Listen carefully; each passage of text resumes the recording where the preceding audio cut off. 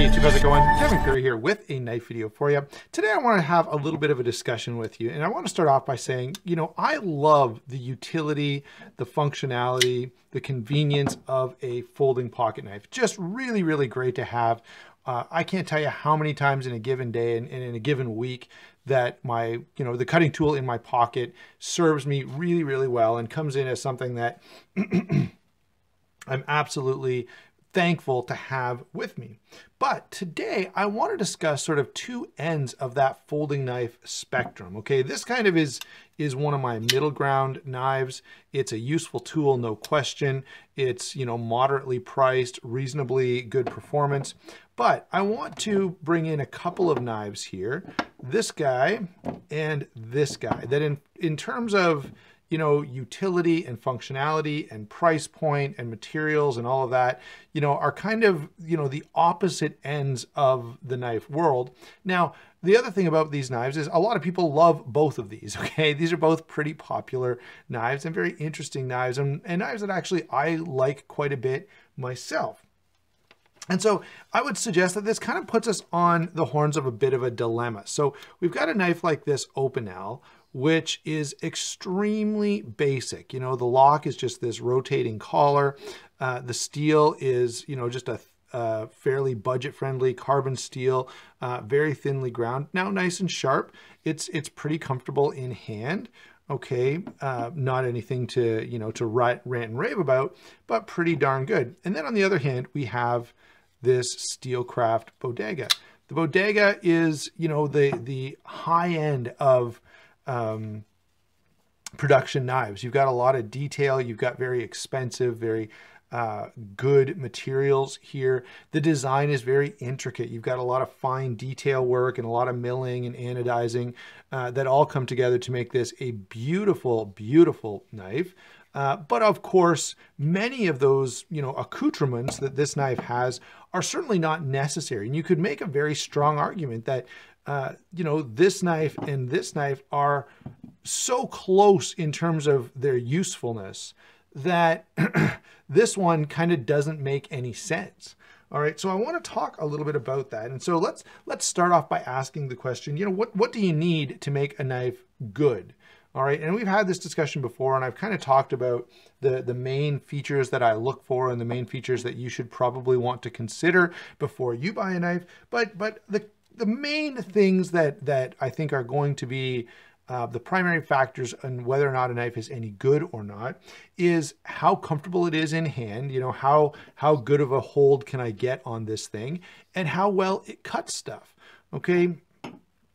In fact, you may recall, and it's been quoted lots of times, but Sal Glesser has been quoted as saying that he makes knives or designs knives around the hand and the edge. Okay, and he's making the exact point that we're making. A knife needs to cut stuff, and you need to be able to hold on to it and control it while you're doing that, which means, the ergonomics matter. And so lots of knives are comfortable in hand and will cut things. Certainly, this knife is adequately comfortable.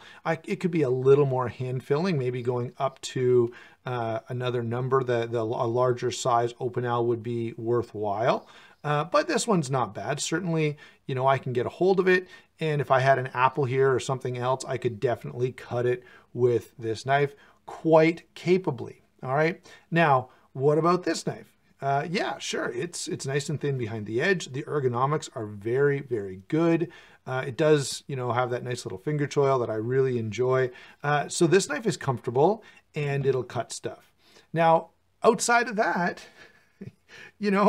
we've got to ask, okay, what else does anyone need? Okay, so that kind of makes us sort of push our view toward the Opinel. And many people have argued, and certainly, let's grant the premise, okay, that this is all the knife you would ever need, okay, that anything outside of, what an Opinel can do is really beyond the pale of a folding knife. And although I don't totally agree with that, let's grant the premise for the sake of this video, or for the sake of the next 2 minutes of this video. And so, if this is going to do everything you need it to do, and it's like $17 and it only weighs a few ounces, then why does something like why does something like this need to exist at all, right? And we could really add a whole bunch of knives to that list. We could add all kinds of things from, you know, from ZTs and Kaisers and Riots and customs and you know, on we could go. Okay, so the question then becomes, you know, why bother? Okay, why does anyone buy something like this when, as we're arguing, this can do everything that needs to be done? Well, there are a number of reasons for that. So let's take a look for a moment at the Bodega. All right, does it do some things maybe better than the Opinel? Yeah, the steel is better. It's going to hold its edge for a longer period of time. This is a little subjective, but certainly in my opinion, it looks much prettier. All right, it's much more attractive visually. It's got a convenient and very strong and reliable lockup. The flipper tab means that this knife can deploy pretty quickly. Okay, much quicker than the Opinel, and of course it can deploy one-handed in a number of different ways. The lock, again, is quick and strong. I can be quite confident that it's not going to close on me. Plus, you know, the fact that there's a little more material here is going to mean that this is a more robust knife. Although, a knife like this, most people, myself included, are going to be pretty gentle with it. So, where does that leave us? Okay.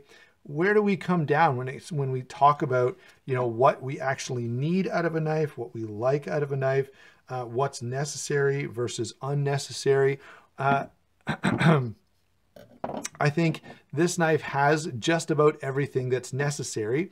There are a couple of things, though, that I would like to see, you know, done a little differently. And I have knives that can be examples of those that I'll bring in a second. So as we think about this you know, spectrum here, I've got to get down to brass tacks. Which one would you want to buy? And I'd love to hear you guys weigh in down below. Which one would you buy and why? If you weren't a collector, or maybe which one would you recommend to someone if you had to pick one or the other? All right.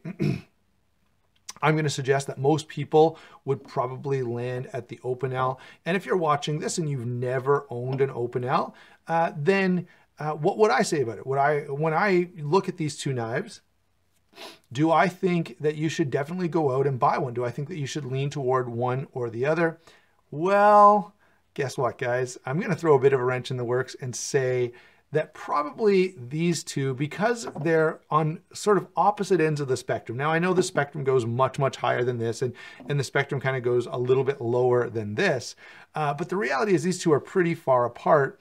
And with that, those extremes, you know, you're getting into a specific part of the marketplace. All right. So here's the actual, you know, the actual truth of this discussion is I would suggest that the vast majority of not only knife enthusiasts, but even the average person who just wants a decent folding knife, most people are going to be happier, more content, and more well served by something in between these two. So if we kind of put these out at the ends of the spectrum, there are any number of knives in between. So a good Benchmade. Now, the Crooked River just happens to be the Benchmade that I have, but, you know, a Griptilian or a Freak or a Bug Out are, you know, great options in terms of, you know, what a person might find that they would serve them really, really well in their EDC.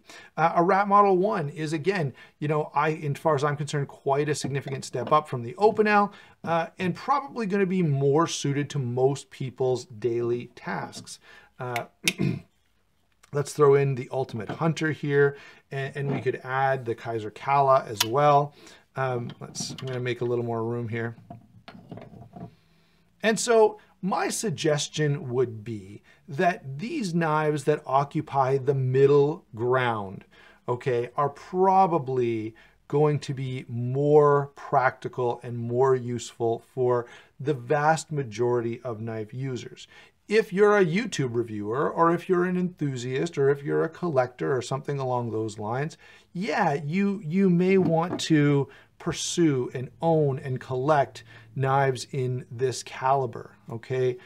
Or on the other hand, you may want to pursue and collect knives in this caliber. And there are lots of people who collect nothing but, you know, flea market knives. And that's absolutely great. But both of these have their limitations, okay? Both of these are going to be knives that probably most people are only going to find limited use out of. And so, you know, in fact, when it comes to recommendations and when it comes to reviews and what I'm going to say, hey, you're probably going to enjoy this, or maybe you won't enjoy this, these are the kind of knives that I'm probably going to direct most people toward. All right. We could add to this list, of course, the Para II, the Mannixes of the world, the American Lawman. All of those knives, I think, are probably more suited to most people. All right. So, you know, this is kind of a weird video in that I would actually recommend that if you're watching this and you're the average knife person, you probably don't need to run out and buy an Opinel. Yeah, they're a nice little knife and they're not that bad, but the people who are, you know, just insisting that every single knife person has to try an Opinel, or you just, you know, don't know anything about knives, yeah, not so much. You know, and the same is true of the higher end stuff as well. And maybe I could have had a Sebenza here. The reality is most people are going to be served better and find more joy and more pride of ownership and more utility from knives like this, because they truly are great knives. And if you own any one of these, you have reason to be happy, and you have reason to have confidence that you've got a knife in your pocket that is absolutely great and is going to do a great job for you in your daily cutting tasks.